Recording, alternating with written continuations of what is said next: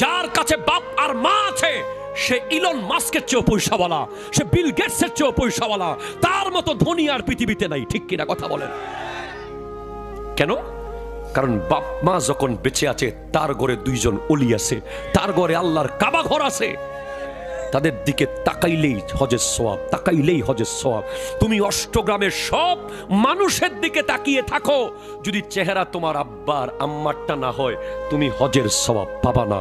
ওই মায়ের চেহারাটাই লাগবে, ওই বাবার চেহারাটাই লাগবে। যতবার তাকাইবা ততবার হজের সওয়াব পেয়ে যাবা।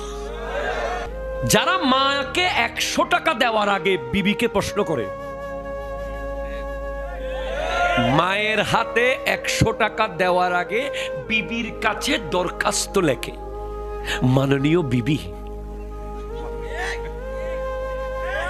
বিষয় আম্মুর হাতে 100 টাকা দেওয়ার অনুমতি প্রসঙ্গে। কথা কয় না? জনাবা, সবিনয় নিবেদন এই যে আমি কি আমার মাকে 100 টাকা দিতে পারি, আপনি কি অনুমতি দিয়ে আমাকে বাধিত করিবেন? এরকম যুবক, এরকম জামাই কি অষ্টগ্রামে আছে? আল্লাহ আছে। আচ্ছা আসুক, আসুক, তাহলে আসুক, আসেন।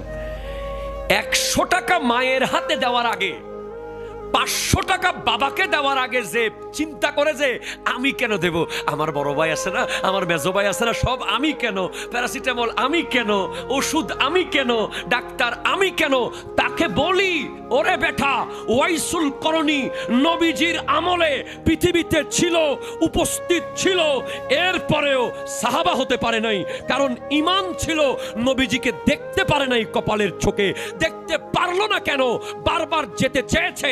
আমার নবী বলেছে আসিস না, তোমার মায়ের খেদমত করো, তোমার মায়ের খেদমত করলে আমি নবী রাজি হয়ে যাব।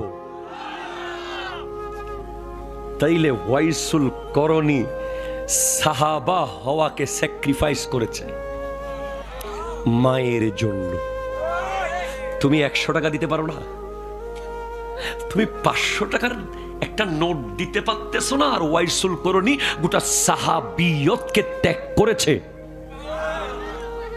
মাকে রাজি করার জন্য, বাবাকে রাজি করার জন্য। তুমি এটা একটু মাথায় নিয়ে আজকে যাইও, যখন তোমার হাত কাঁপবে মা বাবাকে টাকা দেওয়ার সময়, তখন তুমি ওয়াইসুল করণীর কথা ভাবিও। শুধু মায়ের সেবা করার জন্য সাহাবী হতে পারে নাই, বিনিময় পেল কি? আমার নবী হযরত ওমরকে আর হযরত আলী রাদিয়াল্লাহু